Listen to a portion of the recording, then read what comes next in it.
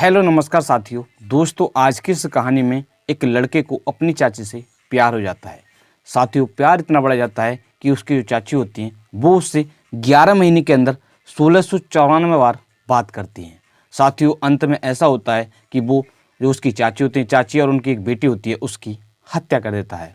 Hello नमस्कार साथियों, मैं केशव सैनी आपके सामने एक नई स्टोरी लेकर आया हूँ। साथियों, आज की जो कहानी है वो है लखनऊ की।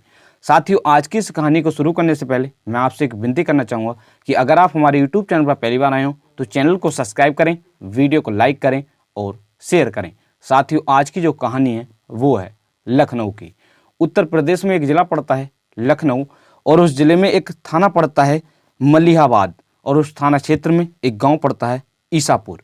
उस गाँव का रहने वाला एक व्यक्ति होता है, जिस व्यक्ति का नाम होता है प्रकाश। साथ ही जो प्रकाश होते हैं, उनकी जो पत्नी होती है, उनकी पत्नी का नाम होता है गीता, जिसकी आयु लगभग 28 या 30 साल के करीब में होती है। साथियों, उनकी एक बेटी होती है साथियों, जिसका नाम होता है दीपिका, जिसकी आयु लगभग 6 साल होती है। साथियों, शादी होने के पश्चात जो ये होते हैं, जिसका नाम होता है प्रकाश, वो अक्सर बाहर कमाने के लिए जाते थे। साथियों, वो वर्तमान में भी वो मुंबई में काम कर रहे होते हैं, या कह सकते हैं कि वो जॉब कर रहे होते हैं।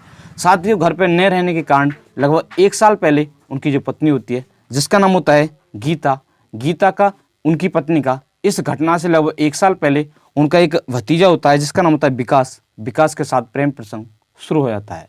साथियों, जो प्रेम प्रसंग वो शुरू हो जाता है, वो धीरे धीरे पहले तो फ़ोन पे बात किया करते हैं, इसके पश्चात वो उसके साथ अभी संबंध बनाना शुरू कर देता है, और यह प्रेम प्रसंग लगातार 1 साल तक जारी रहता है। साथियों, लगभग 1 साल तक वो लगभग 1694 बार आपस में बात कर चुके होते हैं, कह सकते हैं कि फ़ोन पे 1694 बार वो बात कर चुके होते हैं। साथियों, इसी तरह से अब चलता रहता है। साथियों, जो विकास होता है वो मलिहाबाद के मिर्जागंज में स्थित प्रेम वसालय में जॉब किया करता था। साथियों, वहाँ से जो भी पैसे मिलते थे, जो गीता की डिमांड होती थी, वो कभी पैसों की डिमांड करती थी तो वो उसको पैसे देता था, और कभी चीज़ बनवाने के लिए कहती थी तो वो उसको चीज़ बनवाया करता था।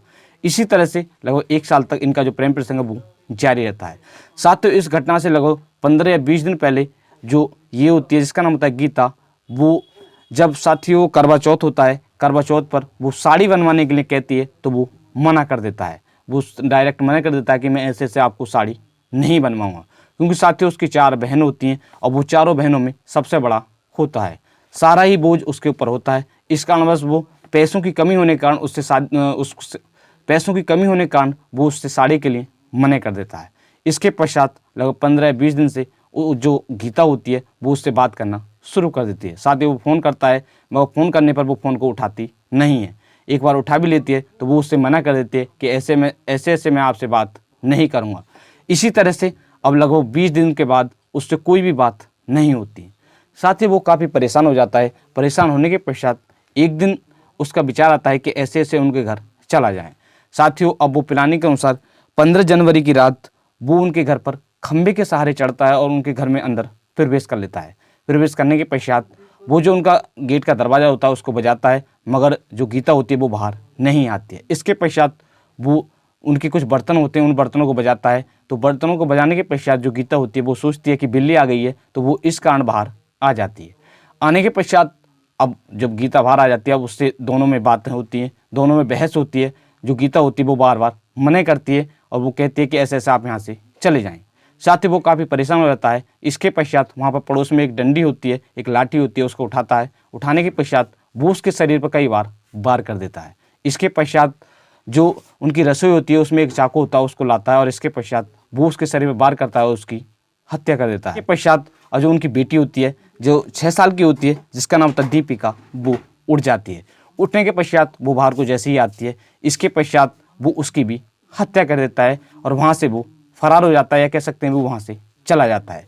साथियों, वो हत्या करने के पश्चात जो हाथ होते हैं, जो खून में उसके हाथ सन जाते हैं, वो उनको भी वहीं पर धोता है। इसके पश्चात वहाँ से चला जाता है। अब अगले दिन 16 जनवरी सन 2025 को जो लड़की के पिताजी होते हैं, जिसका नाम होता है सिद्धार्थ, वो अपनी बेटी को कॉल करते हैं। साथियों, क्योंकि उनका जो गीता होती है, उनका एक बेटा होता है जिसका नाम होता है दीपांशु, वो उसको छोड़ने के लिए उनके घर पर आ रहे होते हैं। साथ ही वो फ़ोन करते हैं, मगर जो गीता होती है वो नहीं उठाती है। इसके पश्चात वो फिर भी आ जाते हैं। आने के पश्चात देखते हैं जो घर का दरवाज़ा होता है वो अंदर से बंद होता है। इसके पश्चात पड़ोस की एक लड़की होती है, वो उससे अंदर मतलब किसी सहारे अंदर भेजते हैं और इसके पश्चात जो गेट होता है उसको खुलवाते हैं। खुलवाने के पश्चात वो अंदर जाकर देखते हैं जो गीता होती है, गीता और उसकी जो बेटी होती है जिसका नाम होता है दीपिका, वो दोनों मृत पड़े हुए होते हैं और वहाँ पर जो खून के निशान होते हैं वो भी होते हैं।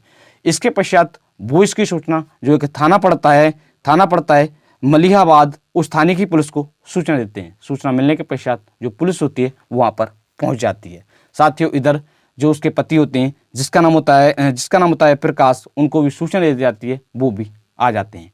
आने के पश्चात अब जो प्रकाश होते हैं उनसे पूछताछ की जाती है कि ऐसे ऐसे क्या तुम्हारी किसी से दुश्मनी थी, तो वो मना करते हैं।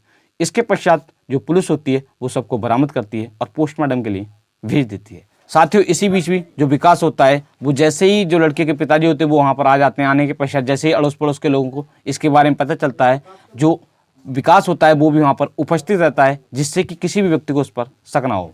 साथियों, जो पुलिस होती है वो उनसे पूछताछ कर लेती है और पोस्टमार्टम के लिए भेज देती है। अब जांच करना शुरू कर देती है। जो पुलिस होती है वो अड़ोस पड़ोस के जो CCTV कैमरे होते हैं उनको चेक करती है और इसके पश्चात जो मृतक होती है जिसका नाम होता है गीता, उसकी फ़ोन की कॉल डिटेल चेक की जाती है। साथ ही जब फ़ोन की कॉल डिटेल चेक की जाती है तो उसमें पता चलता है कि एक व्यक्ति से 1 साल के अंदर लगभग 11 महीनों के अंदर 1694 बार बात होती है, मगर 20 दिन से उस व्यक्ति से कोई भी बात नहीं हो रही है। साथ ही जो पुलिस होती है वो उस फ़ोन नंबर को चेक करती है और इसके पश्चात जो भी चेक करती है, चेक करने के पश्चात जो विकास होता है उसको गिरफ्तार कर लेती है। गिरफ्तार करने के पश्चात अब उससे पूछताछ की जाती है तो वो बार बार मना करता है, मगर जब पुलिस उससे सख्ती से पूछताछ करती है तो वो जुल्म को कबूल कर लेता है और जो भी पूरी कहानी होती है इसके बारे में बताता है। DSP विश्वजीत श्रीवास्तव जी ने बताया कि पुलिस ने 18 जनवरी सन 2024 दिन शनिवार होता है, शनिवार को जो भतीजा होता है जिसका नाम था विकास, उसको गिरफ्तार कर लिया है। गिरफ्तार करने के पश्चात जब पुलिस ने उससे पूछताछ की जाती है तो वो जुल्म को कबूल कर लेता है और जो भी पूरी कहानी होती है इसके बारे में बताता है। पुलिस ने उसको गिरफ्तार कर जेल भेज दिया है। इसके साथ सख्त से सख्त कार्रवाई की जाएगी।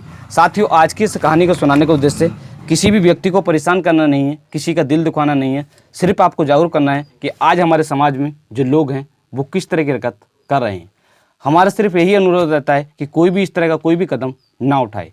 साथियों, आज की जो कहानी है इस कहानी को मैंने कुछ न्यूज़ के माध्यम से पढ़कर तैयार किया है, जैसे Jagran news, ABP live news, Dainik Bhaskar news, Hindustan news, TV9 Hindi news. इन सभी न्यूज़ के माध्यम से इस कहानी को मैंने सुनाया था। आप सभी लोग मस्त रहें, स्वस्थ रहें। मिलते हैं आपको नेक्स्ट कहानी के साथ। धन्यवाद।